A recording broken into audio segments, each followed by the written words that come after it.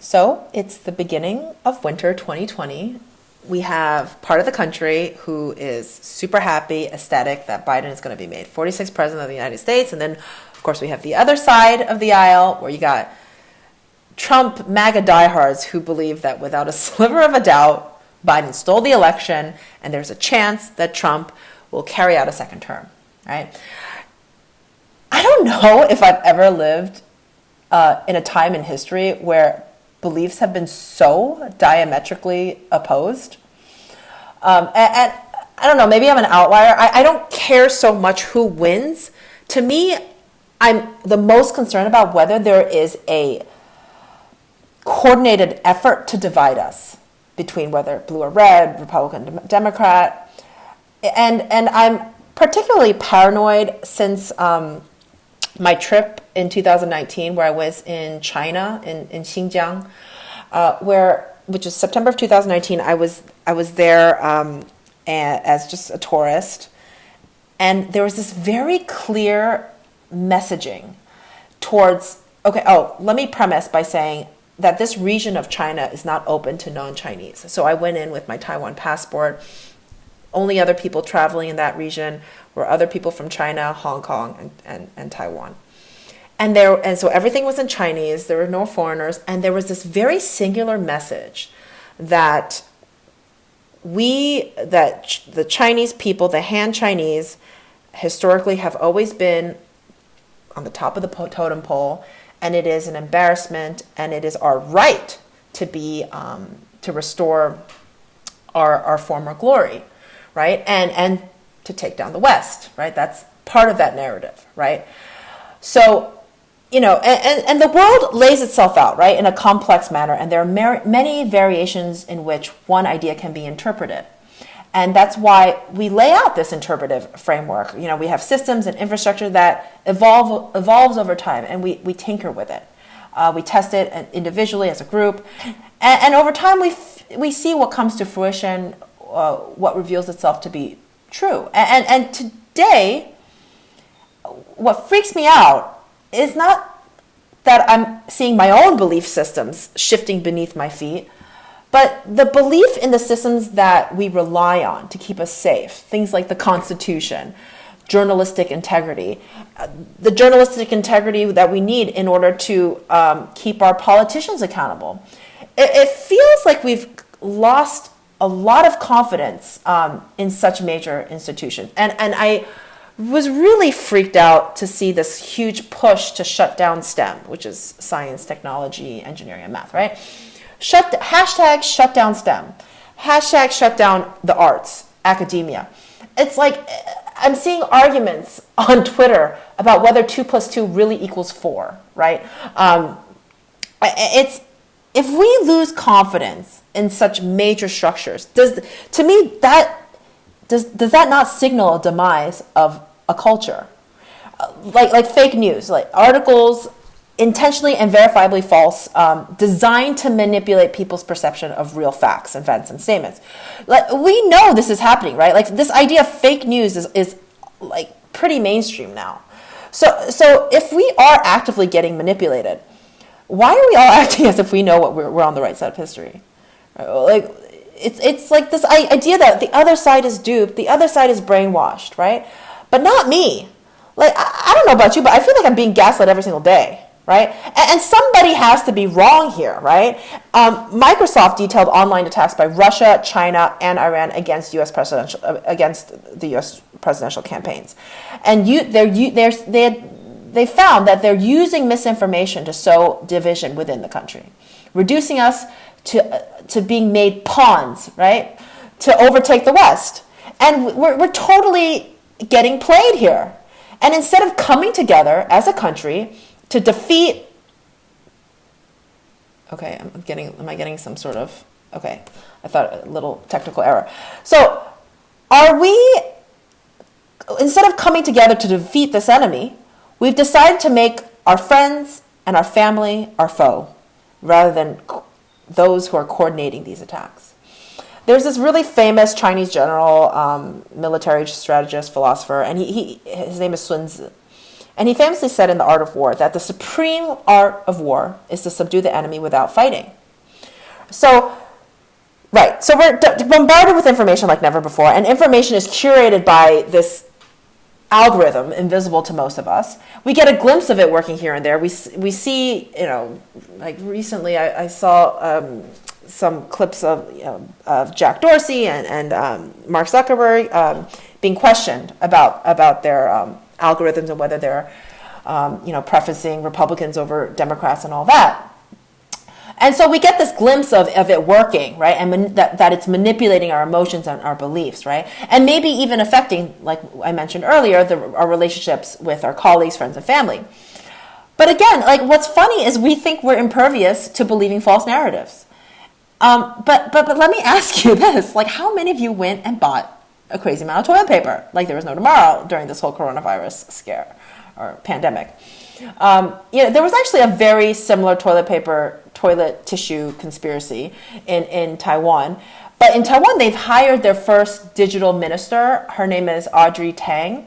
And her job is to make sure truth spreads faster than rumors. She says that through radical transparency, creating what she calls a listening society, she and her team have successfully curbed false narratives. In the case of Toilet Paper Gate, where the rumor was that because of an increased production of face masks, it was comprising their ability to make bathroom tissue. They hired a comedian to make a humorous meme clarifying mass production was sourced locally and bathroom tissue was sourced from South America. And this stopped the hoarding in 2 days flat, right? And guess who started the rumor? Like, of course, a bathroom tissue company, right? And what's also crazy with Taiwan is it never went through a lockdown. They handled the coronavirus like really, really well. When the WHO was asked about it, you guys should Google this because it's just like they're asked like, well, what do you think? How do you think about how Taiwan handled the coronavirus? Right? He just shuts off his camera. He just shuts off the whatever Zoom call. And then gets back on and says, next question, please. And they're like, actually, I would like you to answer the previous question about Taiwan. And he goes, China did a great job, right? So this is, for those who don't know, China and Taiwan have a very contentious sort of relationship. China likes to think of Taiwan as part of China. China believes, acts as, they want to be independent. They're very, very nervous right now to see what happened in Hong Kong with the national legislation, national security legislation, right, which has ultimately made Hong Kong now a part of China. But what was I? How did I get to this? Okay, back to Corona and Taiwan. I'm a teacher and I teach remotely to students in Taiwan, and they never shut down. My students didn't have school for a month because of Corona, and up till now, which is today is November 20th, they've only had 7 Corona-related deaths. So it's really quite remarkable. But this is the thing. What I love about America is that it's so open, like it's global markets and information sharing. And we have this spirit that we want to entice people, countries like China, to shake off their communist, totalitarian ways and adopt a more democratic and open future. But the problem is it's not working, right? At least with China. And during Corona, like I just mentioned, China snatched up Hong Kong. They're burning books, imprisoning journalists, firing teachers perceived pro-democratic or anti-socialist, right? And we have these Chinese students come to U.S. colleges, and we hope to just infect them, right, with this passion for liberty. And instead, they're just stealing our proprietary information and launching cyber attacks on us. So the question is, have we opened a door that has made us vulnerable and susceptible to a litany of problems that which will ultimately cause our own demise, right? And I've been really fascinated by this idea of looking at history and seeing the times when empires have fallen, right? What can we learn from history? What are the signs that we need to look out for?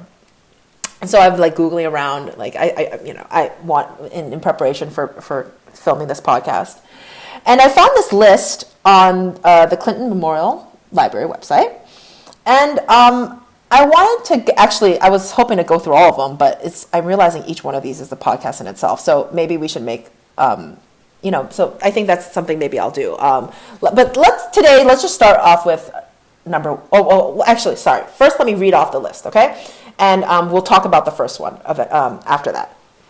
So number 1 is a society which no longer worships or acknowledges God.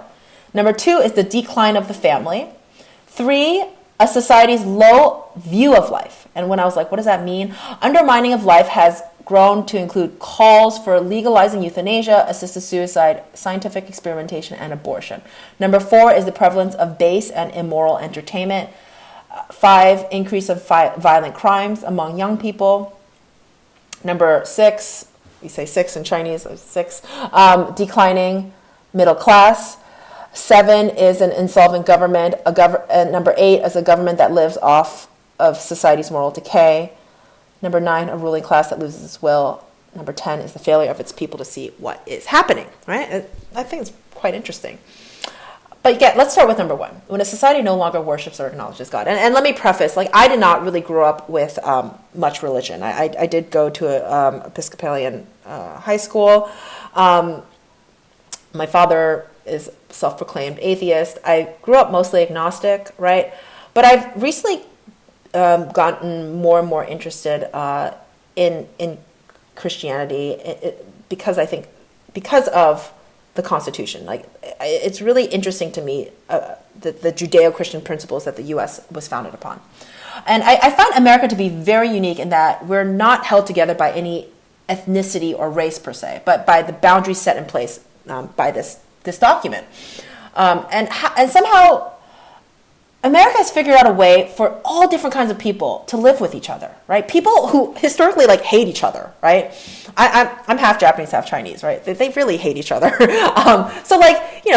Israelis, Palestinians, Irish and Italians, Japanese and Chinese, right? There's a way they can live peacefully, fairly peacefully in America, which they have a hard time doing back home, right? So the fact that we have a constitution that acknowledges the inalienable rights of the individual is something we like to take for granted, but it's a really radical belief system, especially at the time of its creation, right? This idea, we hold these truths to be self-evident, that all men are created equal, that they are endowed by their creator with certain unalienable rights, that amongst these are life, liberty, and the pursuit of happiness, right? I just love that, to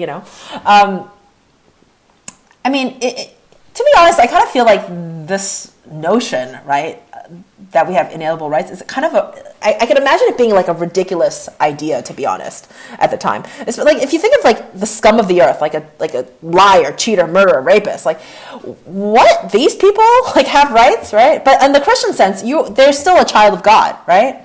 So, and here's the other thing on the flip side, which I think is also brilliant, is this idea that they acknowledge that we are sinful in nature. We're imperfect, broken, yet filled with potential. Yeah? And so they knew that we needed these checks and balances to keep us in line. That the monarch is flawed, for it enables a fragile and flawed individual to hold a type of power that can only be entrusted by God, right? I think a lot about this Ayn Rand quote, and where she says the smallest minority is the individual, and those who deny individual rights cannot claim to be defenders of minorities. And I think she's saying something here about Western civilization. People ask me all the time, what is the difference between being Japanese, Chinese, and American? And with Japanese people, it's a society-based culture. Chinese culture is very family-oriented, and America is about protecting that minority, the individual, right? The smallest minority, as Ayn Rand would say, right? And, to value something, anything in its definition is to place one value over the other, right? So you can't really, all those three things are important, yeah? And I used to grow up thinking, those three things are equally important. But then, as I've kind of, come to realize, yeah? Let me just say there's advantages and disadvantages of each one of those things, right? I mean, Japan, if you go to Japan, it's very orderly. Everything runs quite smoothly. You know, in China, you have big families. You know, you got you know, families, you know, that hopefully will take care of each other and support each other, right? And I think a lot about like Maury Povich, who's like, you know, there's like a guy and who's like maybe like cheating and or like abusing his wife, right? And all the people in the audience would be like, you gotta leave him. He's horrible, right? But then in Asian culture, they'll actually they might even say like, oh, is he a good father? Like, does he bring home the bacon, right? So maybe you should just suck it up, right? So like that.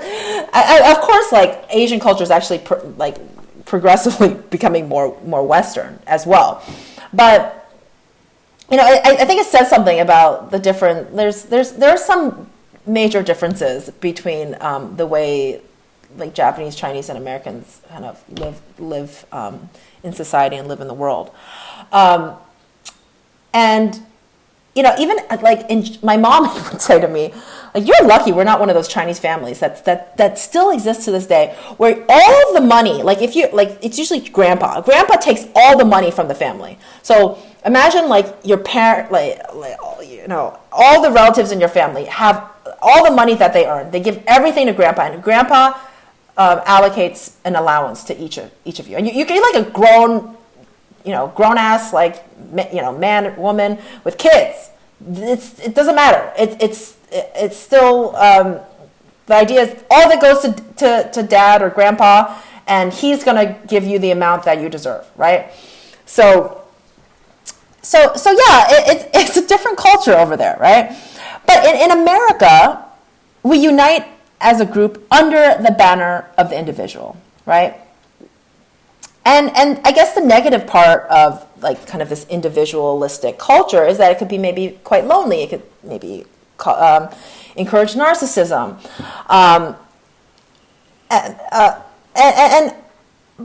the thing is, there's something really beautiful about embracing the power and the potential of the lone individual, right? And Reagan once said, if we ever forget that we are one nation under God, then we will be a nation gone under, right? And so the reason why I bring that quote up is I think there's something about, at least being American, something about being American is about protecting the individual, protecting that vulnerable individual, right? And I think there's something that has the fall of the West is the abandonment of the individual, and so the question I have is the individual, and I know I'm saying that word over and over again, is the individual under attack, right? So Neil Postman, in his book Amusing Ourselves to Death, he argues that Aldous Huxley and George Orwell's dystopian future were not the same. So let me read this to you and see if it landed the way it landed for me. So Orwell warns that we will be overcome by an externally imposed oppression. But in Huxley's vision, no big brother is required to deprive people of their autonomy, maturity, and history. As he saw it, people will come to love their oppression, to adore the technologies that undo their capacity to think. What Orwell feared were those who would ban books. What Huxley feared was that there would be no reason to ban a book, for there would be no one who wanted to read one. Orwell feared those who would deprive us of information. Huxley feared those who would give us so much that we would be reduced to passivity and egoism. Orwell feared that the truth would be concealed from us. Huxley feared the truth would be drowned in a sea of irrelevance. Orwell feared we would become a captive culture. Huxley feared we would become a trivial culture, preoccupied with some equivalent of the Feelies and the orgy-porgy and the centrifugal bumble puppy, whatever that means. As Huxley remarked in Brave New World Revisited, the civil libertarians and rationalists who are ever on the alert to oppose tyranny fail to take into account man's almost infinite appetite for distractions. In 1984, Huxley added, people are controlled by inflicting pain. In Brave New World, they are controlled by inflicting pleasure. In short, Orwell feared that what we hate will ruin us. Huxley feared that what we love will ruin us. So, a society that no longer is allowed to worship God versus a society that finds no need to worship God is how I see it, right? So here's another question. Are we undermining the individual by identifying them by arbitrary metrics such as sex, race, color, creed? This is another kind of phenomenon that I'm seeing in America, right? The thing about identity groups, they can be they can be fractured indefinitely, right? Like I'm a Chinese, Taiwanese, Japanese American woman, right? And I feel that there's this tendency to think that, oh, then Chinese people can speak for her. Japanese people can then speak for me, right? American people can speak for me. Women can speak for me. No, I speak for me, right? To broadly say one person is more also oppressed than the other also neglects the individual experience as well, right? Rewarding victimhood and nihilism and identifying yourself as the most oppressed, right? I fear that that's also another type of attack on the individual. You can only fractionate the oppressed down to the level of the individual, and the collective, right? A group cannot suffer at the end of the day. It's only those who compose it that can suffer, right? It's that lone Jesus nailed to the cross that he once bore it's him embodied is embodied in each human form, and that's to me the image of the West, right? So going back to the society which no longer worships or acknowledges God is a society that, to me, a society that no longer acknowledges God is one that deplatforms profiles, right? They play identity politics. They lull us with drugs, sex, and Netflix. They convince us our lives are meaningless and trivial. And I there's this movie, there's this movie, Troy, and he talks about like that we are what the gods envy, right?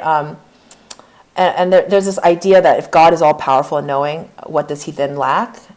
And the answer is that he lacks what we have, which is limitations.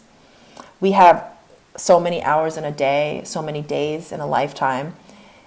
Is Jesus not but God's manifestation of himself in the constraints of man, right? Achilles, right, in Troy says, I'm going to tell you a secret. The gods envy us. They envy us because we're mortal, because any moment might be our last. Everything is more beautiful when we're doomed, right? And that we'll never be here again. So I think there's a truth to that, yeah? That we're not designed to be without limits, right? I think as a society, we like, and especially in America, we're like open and boundless, and the world is your oyster. But at the same time, religion, I think, reminds us that we are not, we are designed to be with limit. Though we might have we have a limitless potential maybe, but we are still limited. So that kind of goes back to why I'm doing this this podcast to begin with, is let's figure out where those boundaries lie. In this description from this list, it says in the 1990s it has actually become unpopular to advocate traditional Judeo-Christian values such as the Ten Commandments. Thanks to political correctness, the popular culture ridicules those who worship God as the sovereign creator. Instead, it is popular to put our faith and trust in ourselves or in other creations of God. I honestly wasn't really expecting to talk about religion so much. And again, I'm no expert on this topic whatsoever, but and I'm not, again, I don't want to say, if you identify as an atheist, there's nothing wrong with that. I'm not trying to, say here today that you should believe in God. but there are people like James Lindsay, and there's this controversial lesbian feminist, Camille Paglia. And she speaks of social justice warriors as becoming this new pseudo postmodern religion. I think that's, I found that kind of interesting. I think there is a desire for people to believe in this all-knowing, all-powerful being. It's a nearly universal feature of humanity, and even scientists suggest a potential evolutionary reason for it. Because, I mean, it makes sense, right? We're these small specks in this vast universe trying to figure out why we're here in the first place and how to navigate through this world. And religion is really a compelling tool for this predicament that we're all in, right? And storytelling as well. That I'm endlessly fascinated by stories. And I find them, they are innately compelling because it's a way to deserve how people navigate themselves through the inevitable conflicts life is going to be will throw at us. You could even say the Bible is but a story where the central character is Jesus, and he exemplifies the perfect man. He exemplifies the way to live in this world. And again, he tells us where the boundaries are, right? Whether you like them or not. I mean, I'm sure like all of us don't follow it, right? You could be the most religious person, but it's also embedded in the teachings that we are sinful by nature, right? So all these disagreements that we're having as a nation, the divisiveness, is it not but a conversation about boundaries, right? Should we build a wall at the Mexican border? Does life start at the moment of conception? Are there more than two genders? If so, how many are there? Is there such thing as too young for a sex change? What about for voting? Do I trust Elon Musk and get like the machine-like interface installed into the Neuralink thing installed into my brain, right? So I could maybe get a better paycheck, better salary, or be smarter or whatever, more efficient. Or how about whether or not to get a vaccine, or to wear or not wear a mask? Yeah, these are all a conversation on boundaries. Yeah, and religion has been the standard historically in judging education, legislation, and behavior, personally as well as societally. And our Constitution, I would say a seminal creation in the history of mankind, is that bedrock for America.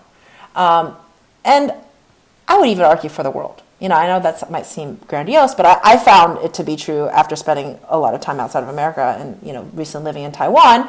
I was quickly reminded that their freedoms are inexorably tied to ours, right? They are petrified of being the next target of the CCP, Chinese Communist Party,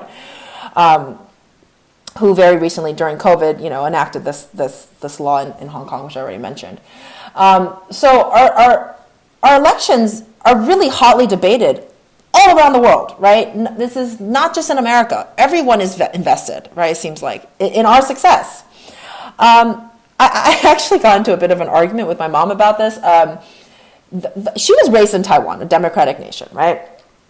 And she's been living in America for a very long time. And I found her, I find her to be more pro-China than I thought.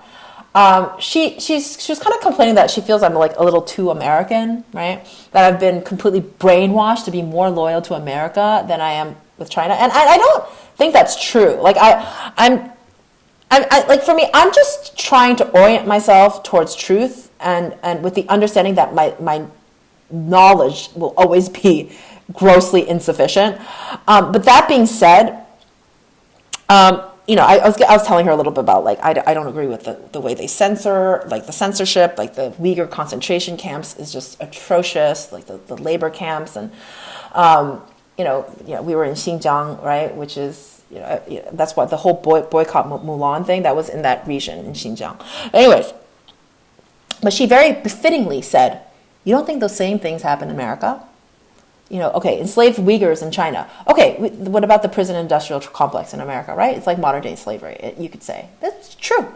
Censorship? Oh, yeah. Like, you don't think Twitter, Facebook are deplatforming, things that are considered hate speech or politically, one side. I don't know. Like, censorship happens, right? Whether you agree with it or not, right? So she's right. Like whatever she's like the only difference is, all those justices you find in China, you find a version of them here. But again, the way the conversation ended was I asked her, who is above Xi Jinping? Xi Jinping is our president, right? The president of the Chinese Communist Party, the CCP. He declared the CCP an atheist party, Xi Jinping, right? And there's actually a side note. There's an interesting article from the Wall Street Journal about Xi Jinping, where they talk about him rewriting the Holy Scripture. Right? During the pandemic, he restarted his long-running campaign against Christianity, defacing churches, removing crosses, banning online religious services. And they're now creating an official state translation of the Bible, the Quran, and other religious texts, and purged passages deemed incompatible with core socialist values. Okay? So in America, regardless of whether you hold the most powerful position in office, you are not God. You are always going to be below God, and hypothetically, you are in service of the people. Yeah, and I think that's a really good boundary to have. Yeah, the simple fact that we have full reign to call Trump whatever slur we want, criticize him without reservation, is a right that we might take for granted, but I think it's an important right. I think it's again a way to keep our politicians accountable. So this Constitution we have is inexorably tied with this Christian moral value, with moral values and ideas, which really holds our country together, right? So the difference between America and other key nations and key nations around the world is people gradually won freedoms granted to them by the crown or government, where for us, we started off with those rights, right? We were granted to those to us naturally as a birthright, and the government didn't give us the rights, right? We gave rights to our government, and a limited power at that. If we are the master, then the government should be our servant, right? And what does the government secure? It secures our individual rights. Something has happened here, right? Where we are now asking the government for our rights, our money, and our power, and that's not America. It really should be the other way around. So, like for education, for instance, the master should be the teacher, the student, the parent, but instead the power and decisions are in the hands of the system. The system should be acting in service of the end user. Yet again, it's the other way around, right? And so what I see, so when the government starts dangling these very appealing carrots like free healthcare, free education, the big pointy stick on the other side comes in the form of being forced to consume a government service you don't necessarily want or like. Yeah? If it's something we could obviously all agree on and we like, then great. But I guess something to just keep into consideration is whether we're forsaking the structure of America here. I don't think our forefathers designed America to run that way. Okay, James Madison said, the federal government's power are few and defined, right? Like we have Xi Jinping, right, who is God, ultimately, who's the king of China. Everything he says goes. You cannot criticize him, right? And in America, we have a system where we try to give the government the least amount of power possible. And of course, things are shifty right now. So just to continue with what James Madison said, those which are to remain in the state governments are numerous and indefinite. The former will be exercised principally on external objects as war, peace, negotiation, and foreign commerce, with which last the power of taxation will, for the most part, be connected. The powers reserved to the several states will extend to all the objects which, in the ordinary course of affairs, concern the lives, liberties, and properties of the people, and the internal order, improvement, and prosperity of the state. So, discussion about reinterpreting the Constitution makes me a little nervous because the Constitution is there to be enforced and applied, not to be reinterpreted to expand the powers of the federal government. I don't know if the answer, like, the idea of giving the government more power is another kind of hotly debated. This idea of socialism is a hotly debated subject, and my notion is I don't know if it's a good idea to give the government more power. I think, if anything, we have to give them less. And I've been a lifelong Democrat, and I really followed the Democratic debates because I thought we had a lot of interesting candidates, before we chose Biden. And I was a little like, when in 2016, the way I saw the way the Democratic Party squeezed out Bernie, and they did it again twice, like they really did it twice, like something really didn't feel right to me. Like I liked also Andrew Yang's ideas. He just really felt like a 21st century candidate to me. A lot of people's like, oh, you only like him because he's Taiwanese. Like, no. It's like, no, it's nothing to do with him being Taiwanese, okay? And I also like Tulsi Gabbard a lot, and again, it's not because she's a woman, okay? I don't play that game. But I think she's someone with integrity, I like I like what she stood for. And anyways, I just found it really unfair the way they were treated. I didn't expect them to win, but at the same time, I didn't expect them to be treated that way, right? And just Google Andrew Yang and media blackout, and you'll know what I mean. Okay, and I even have my hesitations about whether we even chose Biden, to be honest. But that's a whole other conversation that I really don't know too much about. But it does feel like our institutions are getting away from us, and we rewrite, we reinterpret the Constitution. Is that if we do that? Is that not analogous to Xi Jinping rewriting the Bible? And this is the funny thing I find crazy about the suppression of Christianity in China, is that it actually resulted in a rise of faith, a rise of illegal churches. And so there's something that's in myths, in religion, in our Constitution that has been able to stand the test of time. And we focus on a lot about what has changed in our society, how fast things are changing, but it's also important to look at what is timeless. Why is it that the CCP, with all its power, unable to squash Christianity or religion, right? If we become a society that denies God or our Constitution, the question is, what will lie in its place? Yeah? And so there's a lot of arbitrary lines that have been drawn to divide us. We all have the power to step away from that game at any time.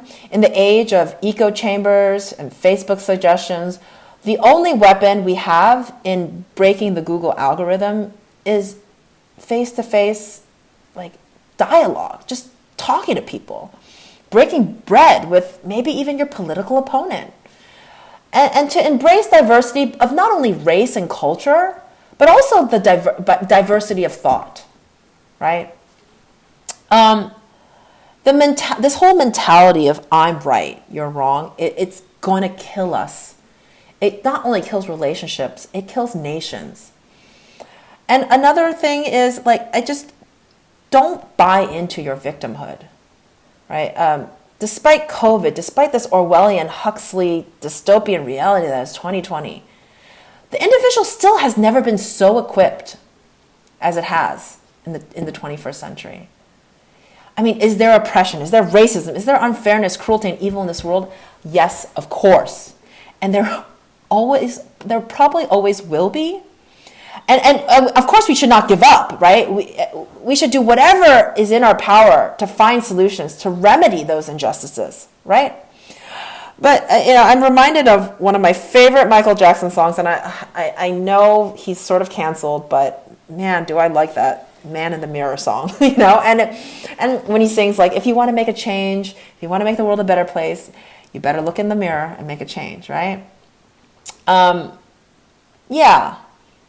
Yeah. So if you come across people that have different opinions than you, just show them a little grace.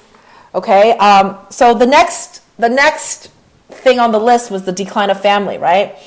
So yeah, I'll do that. I'll make another podcast about the decline of family, right? And comment whether you agree or disagree with this list at all. If you want me to continue going through these points, what you think about the points I made today, right? Whether you think there's be something added to the list or taken off, right? I'm going to post this on YouTube, Twitter, Instagram. The handle is @follow teach II. And yeah, I'll see you at the next one.